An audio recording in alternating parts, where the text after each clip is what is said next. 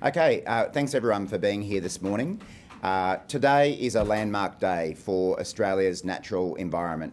We know that Australia's environment is under pressure from a range of different sources, and it's very pleasing to see the House of Representatives now pass the government's historic changes to Australia's national environmental laws.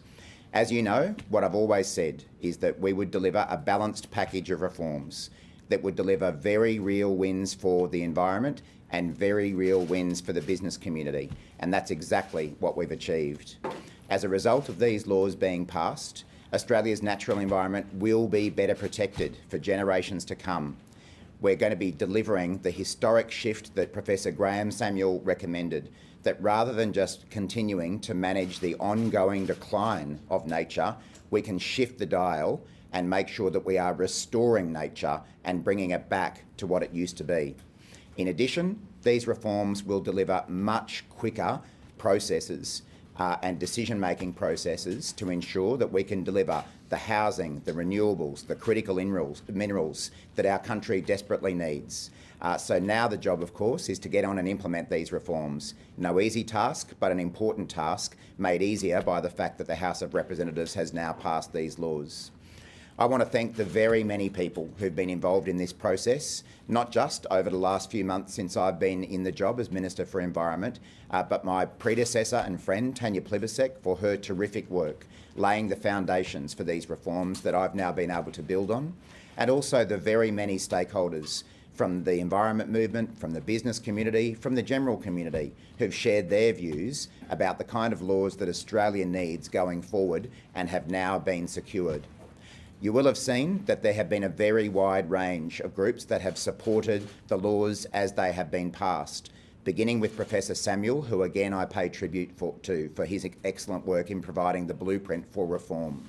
But these laws have now also been supported by a range of environment groups, including the Australian Conservation Foundation, Greenpeace, the Australian Marine Conservation Society, Dr. Ken Henry and the Australian Climate and Biodiversity Foundation, WWF, the Climate Council, Humane World for Animals, and the Australian Land Conservation Association. The reforms and the laws that have been passed have also been welcomed by a broad range of industry groups, including the Housing Industry Association, the Property Council of Australia, the Australian Industry Group, the Association of Mining Exploration Companies, the Clean Energy Council, the Low Emission Technology Australia Group, and the Urban Development Institute of Australia.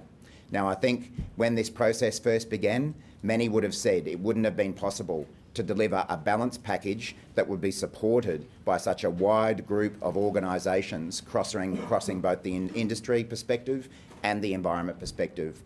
That's what we've done. This is a great day for Australia's environment. This is a great day for getting the housing, renewables and critical minerals we need, and I'm really looking forward to getting on and implementing them now. Happy to take questions. Are you worried about any blowback from seats in Tasmania or your native Queensland in regard to forestry protections? No, I'm not, because what we're doing here is simply requiring the forestry sector that is covered by regional forest agreements to meet the same standards and the same laws and same rules as every other industry, and that's the case for agricultural land clearing as well. The situation we had was that those two industries had been exempted under the original laws from the same rules that apply to the mining industry, to the renewable energy industry, to property development, and what we've done is say that those industries also need to meet the same rules and standards of other industries. So it's really about levelling the playing field. Just a couple of points of clarification. The changes that we've made to forestry only relate to forestry that occurs under regional forest agreements, and those agreements only apply in Tasmania and New South Wales. They are the only two states affected by these reforms. And for all of those who are out there peddling lies about what this means for the native forestry industry, also, regional forest agreements don't just relate to native forestry, they relate to plantation timber as well. So it's time for the scare campaigns from some elements of the coalition in particular about what this means for Tasmania to stop. It is not in the interests of Tasmanian workers for coalition politicians to be lying to them about what these laws do and what they don't do. The agriculture sector has been shocked by the strength of your reforms around land clearing, native vegetation clearing in particular. I'm just wondering if you're conscious of the potential for a spate of activity in, especially in Northern Australia, to get in ahead of the implementation of these laws. Do you have any advice for agencies that are monitoring that activity now? Yep. How do you see that playing out, Minister? Yeah, thanks, Mike. Just really briefly, because it hasn't had a lot of coverage yet, the changes that we've made in relation to agricultural land clearing are, again, to remove the exemption that currently applies under the Act for particular types of high-risk land clearing. And now that will stop because we are removing the exemption that applies to land clearing of regrowth, of trees that have regrown and have been in the ground for more than 15 years. And we're also removing the exemption for the clearing of land within 50 metres of the rivers and creeks that are in the Great Barrier Reef catchment. And that's to deal with the issue of sediment runoff into the reef, which is a major threat for the reef. So that's the kind of clearing that we've lifted the exemption for. It does not mean that farmers cannot clear their land anymore, and I expect that we'll have coalition politicians claiming that. It does not mean that farmers cannot clear their land. What it means is that in either of those two situations, regrowth of more than 15 years or clearing near rivers and creeks in the Great Barrier Reef catchment, what it means is that if that clearing is going to have a significant impact on nationally protected environment matters, then those who want to do the clearing will need to seek an EPBC assessment and an EPBC approval. Exactly the same as what happens with miners, wind farm developers, housing developers, who if they want to clear land or do something that is going to have that significant impact on the environment, they need to seek an EPBC assessment and an approval. So again, it's that point about levelling the playing field across all industries. On your specific question, Mike, I am conscious that we can't allow too much of a gap between us having announced that there will be these changes to land clearing and implementing them, and that's why we are going to be commencing those provisions about land clearing on the date of royal assent to this bill, so in the next few days. I've spoken this morning with the Secretary of my department about the need to make sure that our compliance and enforcement teams are ready to enforce these new laws. We don't want to see a rush to destroying the kind of vegetation that will now be protected under the law, and people need to know that if they break the law, we will be cracking down on that. On native forestry, the Tasmanian government has come out saying they're deeply concerned about this deal with the Greens. Are you concerned that you've won the battle by passing these laws, but you may have a war on your hands with New South Wales and Tasmania? I'm not at all surprised that we see a coalition government in Tasmania that has spent the last 20 or 30 years running culture wars around forestry, getting back to their old tricks. It's exactly what I expected. It's disappointing, but not surprising that that's what they've done. Now, again, we are not ending native forestry in this bill, despite the fact that some in the coalition are saying so. We are not removing the regional forestry agreements under these changes, despite the fact the coalition are saying so.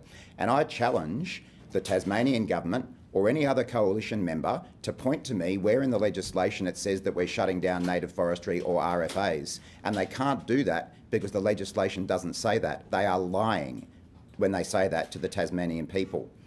What this is about is applying the same standards that apply, environmental standards that apply to every other industry, to regional forest agreements. Now, you might remember, I used to be the forestry minister. I know the forestry sector in Tasmania pretty well. I know many people who work in it and own companies in that industry. And they are always telling me that their activities meet high environmental standards. So if that is the case, they have nothing to fear from the fact that they will now be subject to national environmental standards. The other thing I'd say about the Tasmanian government is that as they run around telling people myths and lies about what this means for native forestry, the biggest issue facing native forestry in Tasmania is the fact that over the next couple of years, the Tasmanian government will not have enough native forest timber to supply to sawmills. That's the risk to jobs in native forestry is the Tasmanian government's failure to manage its own contracts to supply wood to sawmillers. So I'd like to hear from the Tasmanian government what their plan is to protect jobs in the forestry sector as those changes come in, and where's their money that they're investing in the forestry industry in the way that we've announced $300 million to support the industry grow, not shrink. So we heard the Prime Minister in the chamber before praising the way that the Greens had dealt with the negotiations. He even used the phrase, the yes-alition, in the way that the two parties had worked together. Do you see the way that these negotiations have been conducted with the Greens and the way that both sides have handled it as the opportunity for a kind of a template for a new era in the way that the two can work together, and what could that mean for progressive reform moving forward? Look, I think I wouldn't want to say that this is going to necessarily be the approach to every piece of legislation. Obviously, every piece of legislation is different and there will be different views across the chamber depending on the topic that we're talking about. But what I will say is that particularly Senator Sarah Hanson-Young and as time went on, Senator Larissa Waters, as the leader of the party, did play a very constructive role. And they knew how to negotiate. And that was the contrast with the coalition, who, as you know, had multiple negotiators trying to talk with me with different asks and different requests, and it made it impossible to do a deal with the coalition. We were still open to doing a deal with the coalition on Wednesday. But we were still getting different requests from different people, and just when we thought we had the final list, there'd be new amendments tossed in as well. So I think there's some questions for them about how they handle negotiations like this in the future. But certainly, I think what we can see from that is when Labor and the Greens Party are prepared to work constructively together, then good outcomes are possible. And that's as much on the Greens in terms of how they handle negotiations in the future as it is on us. So the Queensland government said that in doing a deal with the Greens, you've undermined future investment in the Queensland mining industry and put jobs at risk. Do you agree that that's potentially a reality of these reforms? Well, again, I'm not surprised that we see a coalition state government in Queensland bagging something that a Labor government in Canberra has been able to achieve. I'm not surprised that the coalition government in Queensland is deeply disappointed in their federal colleagues being unable to reach a deal with us. But again, I think the sorts of statements that are coming out of the Queensland government are wildly exaggerated. The reforms that we have put in place will actually speed up the approval processes for all industries, regardless of what the industry is. They will deliver quicker yeses and quicker nos for all industries, not just in Queensland, but right across the country. Now, of course, there are some individual streamlined pathways that will now apply to industries like housing and renewables, but all projects, regardless of what they are, will benefit from these reforms. So I'd encourage the Queensland Government to actually understand what the legislation says rather than what their federal coalitions are telling them it says. Minister, you just said all projects, regardless of what they are, will benefit. I mean, the gas industry thinks that it's not getting any benefit whatsoever, and we've heard the coalition pick up on those points this morning. Is it correct that there's no possible way to speed up approvals for the gas sector? No, that's not correct. Obviously, there are some individual new streamlined pathways that we've created under these reforms that we have agreed to not apply to coal and gas projects. There's a serious question about whether those processes could have ever been used for coal and gas projects because of the complexity of those projects. And in the negotiations in the lead up to it, we had a number of different representatives of the gas industry say to us that they didn't realistically think that they'd be able to access those pathways anyway. So I'd encourage people to take it with a grain of salt when they're hearing from the gas industry now that these reforms have been passed. But as I say, the reforms overall will deliver faster yeses and faster nos for all projects. And one of the main ways that will occur is we will now be more easily able to enter bilateral agreements with a state or a territory, which will remove the duplication in the system that applies to assessment and approval of projects. You've heard me say before that one of the challenges we have is that a project that is not only going to trigger state environmental law, but federal environmental law, first of all, has to get an assessment and approval under the state legislation, and then a federal assessment and a federal approval. And that combination of processes can add years to a project. If we can be entering an agreement with state and territory governments, and they all want to do it, where we can accredit them to do the assessment and potentially over time the approval as well, that will remove the need to do two sets of processes, and that will apply to all projects, not just housing, not just renewables. And how quickly can you get those up? Those agreements? Well, we've actually already begun speaking with a number of state governments, including in your home state of WA, about that, and there's great enthusiasm to do so.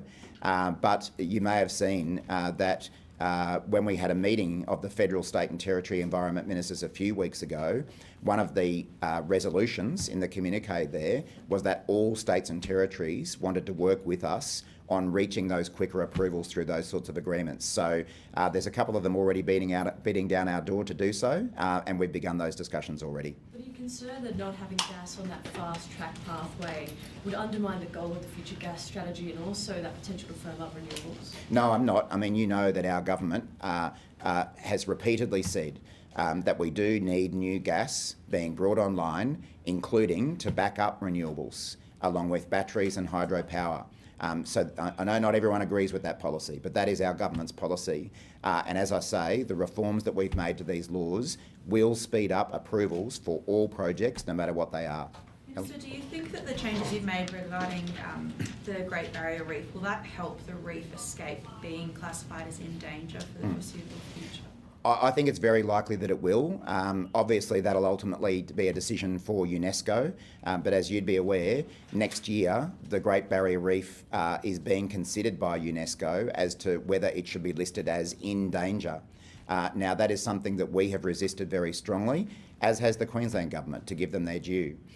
We know from previous discussions that one of the major concerns UNESCO has about the health of the Great Barrier Reef is the sediment runoff that is impacting on the water quality around the reef. And we know from the science that one of the best things that we can do to reduce that sediment runoff is to take the steps that we've taken around regulating some forms of high-risk land clearing. So I would expect that it is a positive development in terms of making sure that the Great Barrier Reef doesn't get that in danger listing, and that's why the Queensland Government should support what we've done.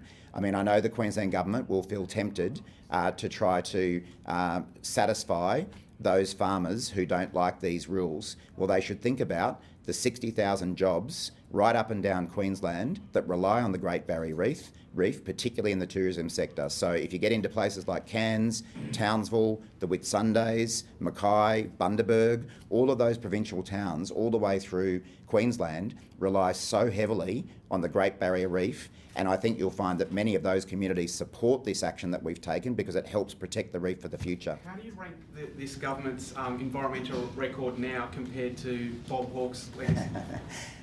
Well, I saw that you made some very generous remarks, and a couple of others of you have in your articles today. Look,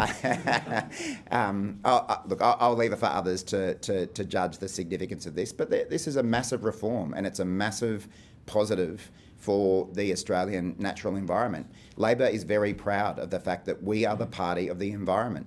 The only time that positive steps have ever been taken to protect our natural environment have been under Labor governments, whether we're talking about Gough Whitlam signing up to World Heritage treaties, whether we're talking about Bob Hawke saving the Franklin or listing Kakadu, World Heritage listing for Kakadu, whether we're talking about the Gillard and Rudd governments around carbon measures and other activities they've taken, and now the Albanese government has undertaken the most significant reform to our environment laws in 25 years. So I reckon that's not bad. Couple more, and I might just go to Evelyn first, and Jason, then back to you, Dave. Are you a political fixer? I might not have offered you a question if I'd known you were going to ask that. Again, I'll leave it for other people to make their judgments. You know, I think I like a challenge. I like getting stuck into big, meaty, hard things, and I like working with stakeholders to make them happen. So I'll leave it to other people to work out labels. Sorry? What will you fix next? Oh, no, there's plenty on my plate. Jason? Can I ask about salmon jobs and protecting those in Tasmania was a big issue at the election as well. Do you think there's any risk that there's a similarity with protecting forestry jobs in Tasmania for Labor at the next election? I think that once people in Tasmania see and hear what we have actually done in the law, I'm very confident that they'll see that we actually believe in the forestry industry in Tasmania and that we want to see it grow, not shut down. So, you know, as I say, there's a lot of coalition politicians in particular peddling lies about what we've done. I've done media in Tasmania today. My colleagues from Tasmania have done so yesterday to explain what we are doing and what we are not doing. And on that, I might just acknowledge the incredible advocacy of people like Julie Collins as the Forestry Minister from Tasmania and our entire Tasmanian Labor caucus, who made very clear to me that we should not be agreeing to shut down native forestry, and we didn't, and we stared the Greens down on that. Our Tasmanian colleagues said that we should not get rid of RFAs, and we haven't. What we've done is say that the industry needs to make the same standards and the same rules as every other industry. Might go Jason, Dan, and then done. Through this whole process, was the coalition, in your view, ever serious about wanting to do a deal with you? Look, I think some elements of the coalition were, and some weren't. I think some saw this as an opportunity to poke Susan Lee in the eye, given her history as the former Environment Minister who commissioned the Samuel Review. So I think some were serious about wanting to do a deal, some were serious about not doing a deal, but the overwhelming problem from the coalition is that they just didn't know what they wanted. And I guess the split on that is why they weren't able to come to a position. You know, we've been told by business sources that there were senior members of the coalition front bench who just thought we should sit on this and wait until the new year. And I don't know how much clearer I could have been that we were going to get this done this year. So they have completely failed to organise themselves in a way that made it possible to do a deal with them.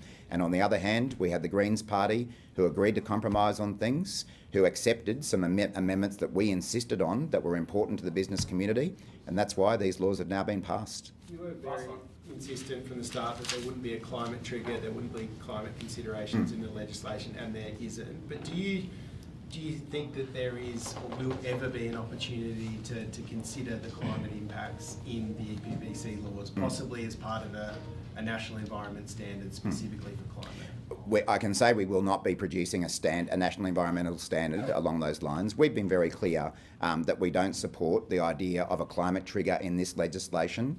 That's a widely held view within our government, that we do need to take serious action on climate change. But that we should do that through the range of climate legislation, climate policies that my colleague Chris Bowen is doing such a good job of implementing. You know, it's why we've lifted our emission reduction standards. It's why we're rolling out renewables, and these reforms will help do that. It's why we're bringing in emission standards for cars. So we will keep acting on climate change and reduce our emissions, but we don't see a case for duplicating those kind of rules in environment legislation as well. Okay, thanks everyone. Thanks for coming along.